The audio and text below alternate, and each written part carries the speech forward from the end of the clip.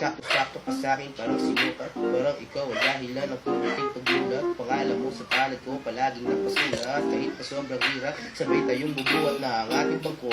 Matik na to, walang ngahara sa ating barko.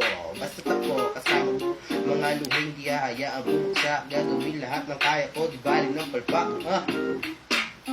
Pinaka magandang nadalala.